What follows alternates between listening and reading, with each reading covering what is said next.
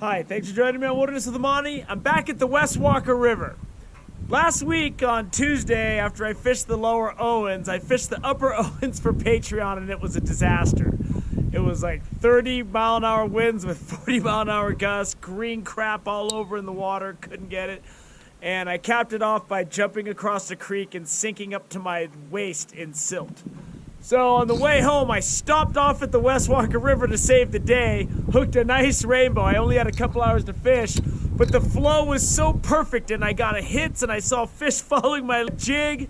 I had to come back and finish things up, and I came back today. I knew I was coming back this Monday as long as it wasn't raining. Things I knew: the sun is hot, water's wet, and I was coming back to the West Walker River to take another shot at this awesome flow while the water's still clear and not too raging from runoff. This could be a couple hours, it could be all day. I got a sandwich in the cooler, I'm ready to go. A couple of packets of dry oatmeal I can wash down with water if things get really gnarly. I don't know where today's going. I just know I'm gonna do some fishing and I wanna catch some fish. I'm starting off at the 395 bridge. I usually don't fish up here, but I stopped here last time because I knew I could get down there quick as the sun was going down. And I saw some good action. I lost a really nice fish on one side and I had a couple nice fish follow. So I'm gonna start here and then I'm gonna work my way downstream and go from there. So let's go out and give it a shot. Let's go see if we can't get some rainbows or browns. I'm starting on this side of the bridge for a specific reason. I started over there the last time I was here, and because it looked good on that side. And I had a nice fish follow, but once you get up the bank a ways, there's a deep section. And when I came to this side, I ham-handedly walked up and I was looking down in the deep water and I saw about 5 fish get spooked by me just walking up to the water. So this time I'm gonna be able to sneak up the bank and I'm gonna be casting deep. So this is a good side to shoot this water across because it's nice and deep. So I'm just gonna make a couple cross current casts and do some quick retrieves. So here's where I'm coming up on that deep section. And I'm not in the real deep water yet, but if anything stays true the way this has been the last couple of times I fished it for Patreon, the fish are gonna be deep and they're not gonna be aggressive on my jig. Like if I'm gonna get it there, I'm gonna have to run it deep and I'm gonna have to run it right by their noses.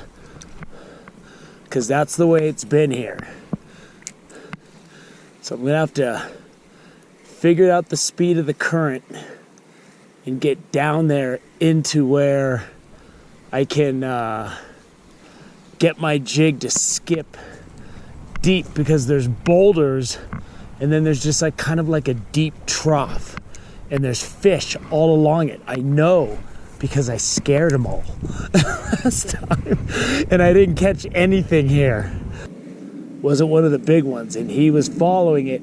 If he wanted it though, he could have got it. Actually hooked one. Ugh. It's a nice fish. See what we got? Ooh, there he goes. He's out in that current now. And I hit him working that deep pattern. Oh, he's hugging me behind a boulder. Get out from behind that boulder, boy.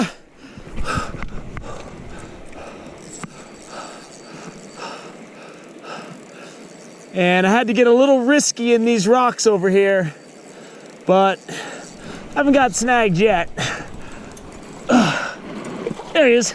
I'm gonna put him in this current for a second. I got some nice current. I'm gonna let him chill for a second. I'm gonna wet my hands, I'm gonna hold him up, and then I'm gonna see if I can get another one. I'm gonna just pull him up for a second. That's a beautiful rainbow though, look at that boy. Woo! It's getting back in there. There he goes. Right back out to his spot. So when the flow's down in a spot like this, my chances usually aren't very good with a jig. They just, too much time for them to see it, and it just isn't something that you're gonna get a lot of luck with. I went ahead and moved down to some of this faster water. That slow stuff by the bridge is a lot easier to fish. The fish just don't bite like they do when the water's going fast. So I think my chances are a little better here. I got that one fish to hit. Besides that, nothing even followed my jig. So it wasn't like the last time when I had a couple good follows. Nothing followed. I got that one fish and that was it. When the water's moving like this over stone, you gotta be on your game and you gotta be reeling by the time your jig hits the water, because you will be snagged before you even get a chance to react. And I'm just gonna be fishing this thing fast. I'm gonna be picking my alleys next to boulders. I just climbed over a lot of rocks over the last 20, 30 minutes, not to get a single bite or anything. It's time to head back to the car and go maybe drive a bit, because I just climbed up that whole canyon and I didn't get nothing. I think I might have got one bite, but it very well could have been like a stick or a rock. So I'm gonna say thumbs down on the canyon I was so happy about. Here I come. Hit the campground one more time before it opens. Once a campground opens, I'm not going fishing there because there's just gonna be a lot of people but I've had a lot of luck here. There's a really good pool down here, so it's a good pit stop. So the last two times I fished this for Patreon, I caught really nice fish. And the formula for this spot is real simple. The fish aren't gonna move much for your stuff. So I'm gonna be looking to fish slow and deep and run it right by their face. Fish in here seems to be wise to my jig because I am crawling this thing across the bottom. I've gone different speeds. I got 2 hits that were kind of heavy, but I have no idea how big the fish was. And other than that, I'm fishing this thing so slow now that I'm trying to like just bump into them and like make them bite it, but obviously you can't make anything do anything. Failure, hit the road, hit the trail or whatever, the brush, I don't know. I'm all disappointed. I first started fishing this fool from above and I was ripping it through this deep zone and a really nice brown followed my thing right up. It was trying to get it, it just couldn't get it. Picked one up in the back end of this pool. He's fighting, man. He was right where it gets shallow. And this fish is really strong.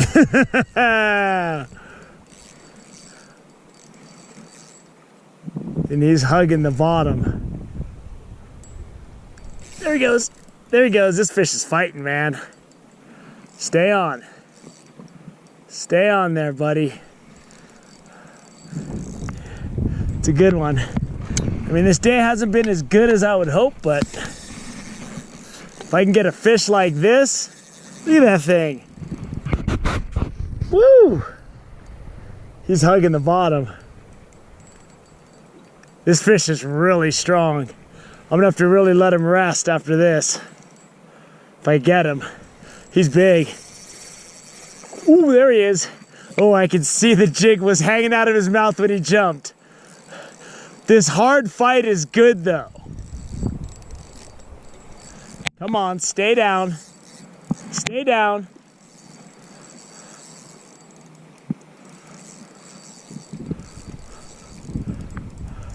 Stay down, boy.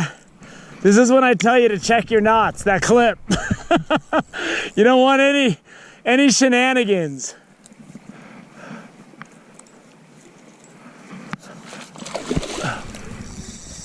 Whoa, this guy's really strong, man. Could be a natural one or something. Or it's like 10 pounds. That's a big trout, boy. So I'm just gonna let this thing, whoa, there he is. Yeah, he's ready. Look at him go. And it's got all of its fins, which I don't know if that means it's a natural fish, but there's no rearing pond anything on this thing. This thing fought, man. And I'm going to get him up and let him go. Look at that fish. That's a beast, man. Look at that thing. Woo! Get back out there, beast. There he goes. Look at him. He went back to the head of the water. I got him back there. Man, that was a big, strong rainbow. So for that fish, the obvious place to think you'd get it would be in the front where it's coming in. But as I put in that one clip on my fishing tips playlist, I always fish the tail end of the pool because fish will be out there. So what I did is I just cast it across the current and I just skipped it through because it's only a few feet deep out there. And that fish just, man, that thing was running, and that was a big rainbow. It get pretty windy. So I don't know. After catching that big fish, I might be done. Well, that's gonna do it. Up until I got that big fish, this whole day was kind of disappointing. But that fish was incredible. The way that it fought like a wild trout. And I don't know, I was just glad to get it. It was big, man. And if it grew up from a small fish to become that big, it's probably pretty wise. So I bet when the sun came up, it didn't expect to get its butt kicked by some dude with a jig and a net who drove an hour and a half just to do battle. But it did. That fish was fantastic. The first fish was whatever. That was like your standard big trout in West Walker. You could see that it had some rearing pen stuff on its fins. They're rounded. You know, it's probably been in here for a while. But that last one I caught, man, that thing was heavy. It had to be at least 6 or 7 pounds, man, at least. But that was great, and it was fantastic, and you know, it was a good day. And I always fish 6-pound test, and the reason I don't go lower than 6-pound test is for fish like that, because after I caught it, my line was all twisted up because it was stretched to capacity, and then about 2 casts later, that happened. It just went whoosh. And I just had to get that off and clean up my reel, and everything's fine. I just put fresh mono on my reel. I hope you enjoyed this day on the West Walker River. Boy, I sure did. I sure enjoyed that fish. Thank you for joining me on Wilderness with Amani. Until next time.